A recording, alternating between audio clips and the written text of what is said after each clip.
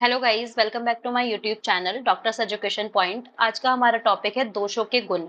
दोष जो है वो बहुत ही ज्यादा इंपॉर्टेंट है आयुर्वेद में, क्योंकि दोषों के ऊपर ही बेस्ड होती है पूरी आयुर्वेद की चिकित्सा। तो इसीलिए आपको अच्छे से एक बार दोषों के बारे में जान लेना है कि दोष क्या होते हैं। अगर दोष डिसबैलेंस होंगे तो उनके गुणों के अकॉर्डिंग ही हम देखेंगे और उसी के अकॉर्डिंग हम ट्रीटमेंट करते हैं, इसीलिए ये बहुत ज्यादा इंपॉर्टेंट है। आज के लेक्चर में मैं आपको वाग्भट के अनुसार दोषों के गुण बताऊंगी एंड चरक के अकॉर्डिंग मैं दोषों के गुण बताऊंगी। ठीक है। सबसे पहले मैं आपको एक इंट्रो दे देती हूँ। देखो, दोष जो होते हैं हमारी बॉडी में दो प्रकार के होते हैं। ठीक है, एक होता है शारीरिक और एक होता है मानसिक। जो दोष शारीरिक होते हैं वो तीन प्रकार के होते हैं: वात, पित्त एंड कफ। ठीक है। मानसिक जो होते हैं वो होते हैं रज एंड तम। ये हमारे दोष होते हैं। अगर कोई पूछे कितने प्रकार के दोष होते हैं, डायरेक्ट बात पे कफ नहीं बोलना है, शारीरिक और मानसिक होते हैं। पहली चीज ये हो गई। देखो, दोष जो है बच्चे, जब दोष हमारी बॉडी के अंदर डिसबैलेंस होंगे, यानी कि अगर ये इक्विलिब्रियम पर है, नॉर्मल है, तो ये हमारी बॉडी को कोई भी नुकसान नहीं पहुंचाते हैं। जैसे वात हो गई। वात क्या है? एक तरह की वायु है, पूरी बॉडी के अंदर घूमती है, सर्कुलेशन कराती है, सारे ही काम करती है। ठीक है। लेकिन अगर ये डिस्टर्ब होती है, डिसबैलेंस होती है, तो क्या होगा? दिक्कत करेगी। ट्रीटमेंट होगा फिर उसका, यानी कि कोई भी बीमारी कॉज कर सकती है। जैसे कि वात के कारण अगर मैं बताऊं आपको, अगर वात डिसबैलेंस होती है तो उसके कारण आयुर्वेद में 80 डिजीज मानी गई हैं। वात के कारण 80 डिजीज होंगी। अगर हम पित्त के कारण देखें, पित्त के कारण 40 डिजीज होती हैं, कफ के कारण 20 डिजीज होती हैं। ठीक है। तो वात जो है वो बहुत ही ज्यादा मेजर रीजन माना गया है डिजीज का। तो इसीलिए आपको पहले अच्छे से आज मैं गुण पढ़ाऊंगी, देन उसके आगे मैं आपको कंटिन्यू कराऊंगी। ठीक है। अब देखो, अगर हम वाग्भट के अनुसार दोषों के गुण देखते हैं, तो सबसे पहले हम वात का देखते हैं। वात का गुण क्या है? तत्र वृक्षो लघु शीतः खरः सूक्ष्म चलो नीलः। तत्र वृक्षो, वृक्ष क्या है? वृक्ष का मतलब है ड्राइनेस। तो वात का गुण, गुण का मतलब समझ लो, गुण का मतलब होता है क्वालिटी। ठीक है। कि किस तरीके से हम आइडेंटिफाई करेंगे कि ये वात है, किस तरीके से आइडेंटिफाई करेंगे पित्त है, किस तरीके से आइडेंटिफाई करेंगे कफ है। जैसे कि फॉर एन एग्जाम्पल, आपकी क्लास में 60 बच्चे होंगे, 100 स्टूडेंट्स होंगे, कितने भी होंगे, उनका अलग से उनके अंदर सब क्वालिटी होती। कभी कभी ऐसा होता है कि एक ही नाम के दो बच्चे हो जाते हैं। ठीक है। तो हम कंफ्यूज होते हैं कि किस तरीके से पहचानेंगे। लेकिन अगर तुम्हें उनकी कोई क्वालिटी पता चल जाए, जैसे कि हमें पता चल जाए कि वो इंसान बहुत सॉफ्ट है, अच्छे से बात करता है, वो बहुत गुस्से वाला है, तो उसकी क्वालिटी अगर हमें पता चल जाएगी तो हम आइडेंटिफाई इजीली कर पाएंगे कि ये कौन है और दूसरा कौन है। ठीक है। तो इसीलिए हमें यहाँ पे दोषों के जो गुण है, उनकी क्वालिटी है, उन्हें हमें पता करना है, ताकि हम आइडेंटिफाई कर सके कि बात के कारण डिजीज हुई है, पित्त के कारण डिजीज हुई है, या फिर कफ के कारण डिजीज हुई है। तो सबसे पहले हम देखते हैं वात के गुण। वात के गुण में क्या है? वृक्ष। तत् तत्र वृक्ष, वृक्ष का मतलब क्या है? ड्राइनेस। तो वात के कारण क्या होता है? ड्राइनेस आती है। लघु, वात जो होती है वो लघु होती है, लाइट होती है। ठीक है। शीत, शीत का मतलब क्या है? वात जो होती है ठंडी होती है। ठीक है। वात जो होती है ठंडी होती है। खर, खर का मतलब क्या होता है? रफनेस। वात के कारण क्या होती है? रफनेस होती है। अब मैं एग्जांपल देती हूँ, फॉर एन एग्जांपल, जैसे कि सर्दी हो रही होती है, सर्दी जाने वाली होती है, जैसे उस टाइम पे बहुत ज्यादा वायु चल रही होती है। ठीक है। तो हाथ पैर हमारे क्या होते हैं? फटने लगते हैं, उस टाइम पे बहुत ज्यादा ड्राई होते हैं। तो आप क्या करते हो? मॉइस्चराइजर क्रीम का यूज करते हो। क्यों करते हो? ताकि जो खर है, यानी कि जो रफनेस है, वो खत्म हो जाए। तो बात क्या थी? खुरदुरी थी, यानी कि खर, ये रफनेस पैदा कर रही थी। तो हम इसके ऊपर ऑयल अपना अप्लाई कर रहे हैं, या फिर कोई भी मॉइस्चराइजर क्रीम अप्लाई कर रहे हैं, तो उससे क्या हो रहा है? सॉफ्टनेस आ रही है। तो हम इसके विपरीत काम कर रहे हैं। ठीक है। खर के विपरीत काम कर रहे हैं। तो यही बात की एक तरह से हम माने तो चिकित्सा भी होती है, यानी कि जो गुण है उसके विपरीत काम करोगे तो ये ट्रीटमेंट होता है आयुर्वेद में। मैं अभी आगे जाके और बताऊंगी, आपको अच्छे से समझ आएगा जब। तो मैंने क्या बताया नेक्स्ट? जो वात का गुण होता है वो क्या होता है? खर होता है। दूसरी चीज सूक्ष्म होती है। सूक्ष्म, सूक्ष्म यानी कि माइन्यूट पार्टिकल्स होते हैं इसके। Minute particles, for an example, अगर हम अकॉर्डिंग टू मॉडर्न देखें तो क्या होता है? वेसल्स होती हैं। ठीक है। वेसल्स कैसी होती हैं? छोटी छोटी सी वेसल्स होती हैं। तो ब्लड जो होता है, ब्लड कैसे मूव करता है? अगर हम अकॉर्डिंग टू आयुर्वेदा देखेंगे तो ब्लड जो होता है वो वायु के थ्रू ही मूव करता है, यानी कि एक जगह से दूसरी जगह जो ब्लड जाता है वो वायु ही उसे कैरी करती है। तो सूक्ष्म होने के कारण वायु के अंदर क्या है, सूक्ष्मता है, सूक्ष्मता माइन्यूट पार्टिकल्स होने के कारण वो इजीली एक जगह से दूसरी जगह चली जाती है। आगे जाके आप पढ़ोगे कि पित्त जो होता है पंगु होता है, क्या कफ जो होता है वो भी पंगु होता है, यानी कि पित्तम पंगु कफम पंगु। वायु ही है जो पित्त को भी एक जगह से दूसरी जगह लेकर जाती है, कफ को भी एक जगह से दूसरी जगह लेकर जाती है। ठीक है। इसीलिए इसे चल भी बोला गया है, क्योंकि इसके अंदर क्या होती है, मूवमेंट होती है। देखो यहाँ लिखा है वात का गुण होता है चल, चल यानी कि मूवमेंट, गतिशील होता है, ये मूवमेंट करने वाला होता है वात। और ये सारे मैंने गुण किसके बताए हैं आपको, अनिल के। अनिल का मतलब क्या है, वात, याद रखना है, अनिल का मतलब क्या होता है, वात। ठीक है, तो ये वात के गुण हो गए। श्लोक आपको याद करना है, श्लोक जो है वो अष्टांग हृदय सूत्र स्थान का चैप्टर नंबर 1 का श्लोक नंबर जो दिया हुआ है आपका ये बुक के अंदर, ये श्लोक नंबर दिया है आपका 11। ठीक है, ये श्लोक आपको याद करना है। अब इस तरीके से आपके सूत्र लिखे होते हैं कुछ, तो इसमें क्या होता है, जो फर्स्टली ये जो डिनोट करता है इसे देखो, जैसे तुम्हारी बुक में इस तरीके से लिखा होगा, अष्टांग हृदय सूत्र स्थान अध्याय 1 और श्लोक नंबर 11। तो ये अष्टांग है, हृदय है, ये सूत्र स्थान है, क्योंकि अष्टांग हृदय के भी अलग अलग स्थान माने गए हैं, अलग अलग कंपार्टमेंट बनाए गए हैं। ठीक है, तो यहाँ पर चैप्टर नंबर 1 का 11 श्लोक है ये, तो इसीलिए यहाँ पर आपको इस तरीके से रेफरेंस भी लिखना होता है कि श्लोक आपका कहाँ से लिया गया है। तो देखो क्या लिखा है यहाँ पे, तत्र रुक्षो लघु शीतः खरः सूक्ष्म चलो नीला। इसका मतलब क्या हो गया, वात के गुण होते हैं, वात ड्राई होती है, लघु होती है, शीत होती है, रफ होती है, खुरदुरी, ठीक है, सूक्ष्म होती है और इसके अंदर मूवमेंट होती है। ठीक है, अब इसके बाद में आता है हमारा पित्त। पित्त का क्या है श्लोक, ये भी श्लोक नंबर 11 है, चैप्टर नंबर 1 का अष्टांग हृदय का सूत्र स्थान का। अब देखो इसका श्लोक पढ़ते हैं हम, पित्तम स स्नेह तीक्ष्णो उष्णम लघु विस्त्रम सरम द्रवम। इसका मतलब क्या है, जो पित्त है, पित्त में क्या है, सस्नेह, स्नेह मतलब पित्त जो होता है वो स्नेह होता है, यानी कि ऑयली होता है थोड़ा। स्नेह किसे बोलते हैं, ऑयल को बोलते हैं। ठीक है, तो ये थोड़ा ऑयली होता है।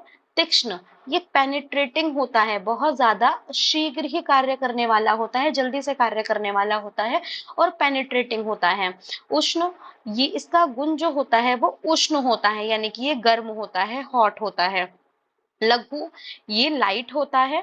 ठीक है, विस्त्रम, विस्त्रम यानी कि इसमें से अलग स्मेल टाइप आती है। ठीक है, स्मेल आती है, इसमें दुर्गंध युक्त होता है। और सर, सर का मतलब क्या है, फैलने वाला, ये इजीली फैलने वाला होता है। और द्रव होता है, द्रव यानी कि एक लिक्विड पदार्थ है। अब अगर आप आयुर्वेद में आगे जाके देखते हो तो आप देखोगे कि जो पित्त होता है हमारा, उसी की वजह से हमारा खाना डाइजेस्ट होता है, पित्त के कारण ही खाना डाइजेस्ट होता है। तो अगर हम देखें मॉडर्न से कोरिलेशन करें, देखो एक HCl सोच लो, हाँ हमारे पेट के अंदर है, हमारा खाना किसकी वजह से डाइजेस्ट हो रहा है, इनिशिएट जो हो रहा है वो HCl की वजह से हो रहा है। तो HCl कैसा होता है, लिक्विड फॉर्म में होता है ना, पेनिट्रेटिंग होता है, जब तक स्टमक के अंदर नहीं आएगा तो खाना डाइजेस्ट होना इनिशिएट नहीं होगा। तीक्ष्ण होता है, पेनिट्रेटिंग होता है। सिर्फ मैं एक कोरिलेशन बता रही हूँ ताकि आपके माइंड में एक इमेज सेट हो जाए। तो पित्त के गुण क्या होते हैं, पित्त के गुण होते हैं वो स्नेह होता है, थोड़ा ऑयली होता है। ठीक है, तीक्ष्ण पेनिट्रेटिंग, जल्दी से काम करने वाला होता है, उष्ण होता है, लाइट होता है, दुर्गंध उसमें से अजीब सी स्मेल आती है और फैलने वाला होता है। ठीक है, और दूसरी चीज ये लिक्विड फॉर्म में होता है। ठीक है, ये हो गया पित्त के गुण। अब इसके बाद आता है कफ के गुण। कफ के गुण क्या है, स्निग्धः शीतो गुरुमंदः शालक्ष्णो मृत्सनः स्तरः कफः। ये श्लोक नंबर चैप्टर नंबर 1 का अष्टांग हृदय सूत्र स्थान के चैप्टर नंबर 1 का 12 श्लोक है। याद करने हैं, तीनों ही श्लोक इंपॉर्टेंट हैं, याद करने हैं आपको। ठीक है, अब देखो कफ के गुण क्या है यहाँ पे, स्निग्ध, ये जो है स्निग्ध है। ठीक है, स्निग्ध है, स्निग्ध यानी कि चिकनापन है इसके अंदर, ऑयली तो है लेकिन इसके अंदर ज्यादा इसमें चिकनापन है। अगर कहीं पर भी कफ बढ़ रहा है, किसी की बॉडी के अंदर कफ बढ़ रहा है, तो उसका सिम्टम क्या होगा, उसकी बॉडी चिकनी चिकनी रहने लगेगी। कोल्ड, ठंडा होता है ये बॉडी, इसमें अगर कफ के कारण कोई भी डिजीज होती है तो उसमें बॉडी ठंडी रहती है। ठीक है, अब आप बोलोगे मैम आपने ऊपर पढ़ाया वात के कारण भी बॉडी ठंडी रहती है और कफ के कारण भी बॉडी ठंडी होती है। तो बच्चे इसमें दोनों में डिफरेंस है। कैसे डिफरेंस है, ऊपर जो मैंने आपको वात में पढ़ाया है, वात में मैंने पढ़ाया है कि खुरदुरापन रहेगा और शीत भी रहेगा, यानी कि ठंडक रहेगी लेकिन खुरदुरे के साथ में रहेगी। ठीक है, और मैं नीचे क्या पढ़ा रही हूँ आपको, ठंडक, बॉडी में ठंडकता रहेगी लेकिन यहाँ पे स्निग्धता भी रहेगी। ठीक है, तो डिफरेंस इस तरीके से समझना है। अब देखो मैंने क्या पढ़ाया था, वात जो है वो लघु है और कफ जो है वो गुरु है। ठीक है, यानी कि हैवीनेस फील करवाता है। अगर किसी की भी बॉडी के अंदर कफ बढ़ जाता है तो उससे क्या होगा, हैवीनेस फील होती है। जैसे मैंने तुम्हें बताया है पहले भी कि जो कफ बढ़ता है, जैसे हम खाना खाते हैं, फॉर एन एग्जाम्पल खाना खाने के तुरंत बाद क्या होता है, हमें आलस से आने लगता है, यानी कि आलस आता है, इंसान को उठने का मन नहीं करता। उसका कारण क्या होता है, उसका कारण होता है कफ का बढ़ना। ठीक है, कफ बढ़ता है जिसके कारण हमें आलस आता है, हमारा उठने का मन नहीं करता, बैठने का मन नहीं करता, बस इंसान मन करता है थोड़ी देर तक लेटे रहो, क्योंकि खाना खाने के तुरंत बाद कफ बढ़ता है, देन थोड़ी देर के बाद पित्त बढ़ेगा, फिर उसके बाद वात बढ़ता है। या आगे जाके मैं जब आपको बताऊंगी खाना किस तरीके से डाइजेस्ट होता है तो वहां आपको समझ आ जाएगा। अब देखो यहाँ पे क्या है, मंद, ये जो कफ का गुण है, कफ जो होता है वो बहुत स्लो होता है। ऊपर मैंने क्या बताया, वात जो होती है बहुत ज्यादा मूवमेंट वाली होती है। मंद कौन होगा, कफ। कफ जो है वो देर से कार्य करने वाला होता है, स्लो होता है, शालक्ष्ण चिकनापन होता है, मृतसन इसके अंदर थोड़ा लिसलिसापन होता है और स्थिर होता है। ठीक है, अगर तुम देखोगे कफज प्रकृति के लोग, ठीक है, कफज प्रकृति के लोग कैसे होते हैं, अगर एक जगह बैठे हैं तो बैठे रहेंगे, उनका जल्दी से उठने का मन नहीं करेगा, ये कफज प्रकृति के लोग होते हैं। ठीक है, जैसे जैसे आगे आगे धीरे धीरे चलता चला जाएगा सिलेबस, उस तरीके से पता चलेगा। आपके लिए देखो गुड न्यूज है, हम कल से बैच स्टार्ट कर रहे हैं फर्स्ट प्रॉफ का, 21 अगस्त से। अगर आप इंटरेस्टेड हैं तो मैंने स्क्रीन पर डिटेल शेयर कर दी है, आप इस नंबर पे कांटेक्ट करके हमसे इंफॉर्मेशन ले सकते हो। ठीक है, हमारी ऑनलाइन क्लासेस होंगी डेली और सारे ही सब्जेक्ट आपको पढ़ाए जाएंगे, क्रिया शरीर भी पढ़ाई जाएगी, रचना शरीर भी, संहिताएं भी, और साथ ही साथ हमारा पदार्थ भी होगा। ठीक है, और आगे आने वाले टाइम में हम संस्कृत भी कराएंगे। बाकी जो हमारा पूरा कोर्स है आप उसकी इंफॉर्मेशन आप हमसे ले सकते हो, कॉन्टेक्ट नंबर आपसे शेयर कर दिया गया है। अब देखो इसके बाद देखते हैं हम अकॉर्डिंग टू चरक। चरक के अकॉर्डिंग में अगर आपको बात के गुण बताऊं, देखो बच्चों पेपर में क्या है, अब तुम्हारे साथ ऐसा हो गया है कि संहिता के अंदर आपका अष्टांग यानी कि वाग्भट का सूत्र स्थान, पहले ऐसा वो होता था कि अष्टांग नृत्य का चैप्टर नंबर 1 to 30 आया करता था। ठीक है, फर्स्ट ईयर में, लेकिन अब ऐसा हुआ है कि चरक भी ऐड हो गई है एंड आपको अष्टांग भी पढ़नी है। तो इसीलिए अगर आपके वात पित्त कफ के गुण आते हैं तो वो चरक के अकॉर्डिंग भी आ सकते हैं, अष्टांग के अकॉर्डिंग भी आ सकते हैं। तो तुम्हें दोनों के लिए ही प्रिपेयर रहना है, अष्टांग के लिए भी और चरक के लिए भी। ठीक है, अब क्या करना है, स्टार्टिंग में पहले तुम्हें ये तीनों श्लोक जो मैंने अभी यहाँ बताए हैं वो याद करने हैं वाग्भट के, देन उसके बाद में चरक पे मूव ऑन करना है। ठीक है, चरक के श्लोक याद करने हैं। चरक के श्लोक अगर आपको याद नहीं भी होते हैं तो जो वात के श्लोक, वो वाग्भट के श्लोक है, जो आपके वाग्भट के श्लोक है, आप उन्हीं को माइंड में रख के सारे गुण लिख सकते हो। लेकिन याद रखना, अगर चरक के अकॉर्डिंग पूछा गया है वात पे कफ, तो आपको श्लोक चरक के ही डालने हैं। अगर चरक के याद नहीं है तो सिर्फ और सिर्फ गुण आप वो डाल सकते हो, लेकिन श्लोक आपको स्थान के यहाँ पे नहीं डालने हैं। देखो गुण ऑलमोस्ट सेम ही है, सिर्फ इनका लिखने का तरीका, सूत्र का तरीका इनका अलग है। लेकिन देखो अगर मैंने जो, जैसे मैंने आपको पीछे पढ़ाया है, वात जो होती है वो रुक्ष होती है, वो यहाँ पर भी रुक्ष है, शीतल भी है, लघु भी है, सूक्ष्म भी है, चल भी है। बस एक इन्होंने वर्ड ऐड करा है विशद। विशद का मतलब क्या होता है, निर्मल या स्वच्छ। और देखो खर भी है। तो पीछे वाले अगर आप लिख देते हो, जैसे मैंने पीछे भी आपको ये पढ़ाया, तत्र रुक्ष लघु शीतः खरा सूक्ष्म चलो नीलः, इस सूत्र को ना लिखकर अगर आपको याद नहीं है चरक का श्लोक, तो सिर्फ और सिर्फ जो इसके मैंने गुण लिखे हैं, जैसे लघु लिखा है, शीत लिखा है, खर लिखा है, सूक्ष्म लिखा है, चल लिखा है, तो सिर्फ आप ये लिख कर आ सकते हो विदाउट सूत्र। लेकिन सूत्र यानी कि श्लोक के बिना लिख कर आ सकते हो। ठीक है, श्लोक अगर चरक का पूछा है तो चरक का लिखना है, स्टांग का पूछा है तो स्टांग का लिखना है। अब आगे हम देखते हैं, देखो क्या लिखा है चरक ने, रुक्षः शीतो खरः सूक्ष्म चलोत विशदा खरहा। अब देखो इन्होंने भी बोला है कि वात जो होती है वृक्ष होती है, शीत होती है, लघु लाइट होती है, सूक्ष्म होती है, मूवमेंट वाली होती है, विशद होती है, यानी विशद यानी कि निर्मल होती है, स्वच्छ होती है, और खर होती है। अब इन्होंने इसके आगे चिकित्सा भी ऐड करी है इसी श्लोक में, चिकित्सा भी इन्होंने ऐड करी है। तो क्या लिखा है इन्होंने, विपरीत गुणे द्रव्य मारुता सम प्रशमयति।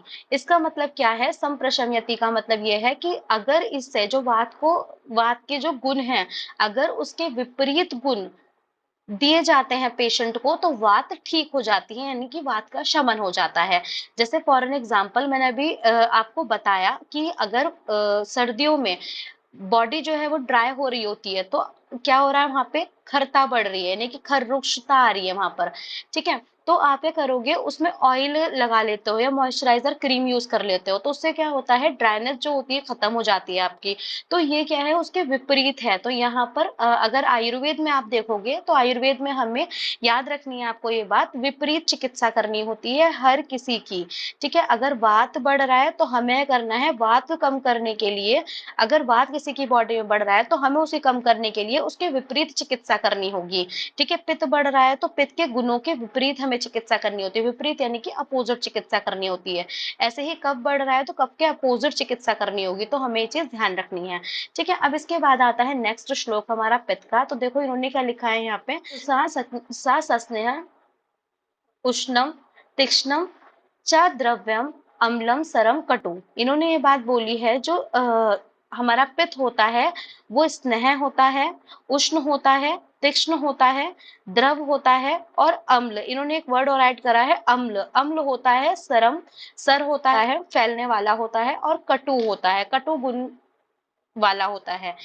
ठीक है, पित्त के लिए इन्होंने बोला है, और इसके विपरीत गुण जो होते हैं वो इसे शांत कर देते हैं। ठीक है बच्चे, अब इसके बाद आती है कफ की बारी। तो कफ में क्या लिखा है इन्होंने, गुरु शीत मृदु स्निग्ध स्निग्ध मधुर स्थिर पिच्छिलहा। गुरु होता है, शीत होता है, मृदु सॉफ्ट होता है, स्निग्ध होता है, मधुर इन्होंने ऐड करा है, मधुर होता है, मीठा होता है, स्थिर मूवमेंट वाला नहीं होता है, पिच्छिल होता है, और श्लेष्म। देखो कफ को ना श्लेष्म भी बोला जाता है, कफ को श्लेष्म भी बोला जाता है, याद रखना है, श्लेष्म भी बोला जाता है। ठीक है, और क्या लिखा है इन्होंने, पिच्छिल गुण वाला होता है, और इसके विपरीत गुण वाले जो होते हैं वो कफ का शमन करते हैं, यानी कि कफ को शांत करते हैं।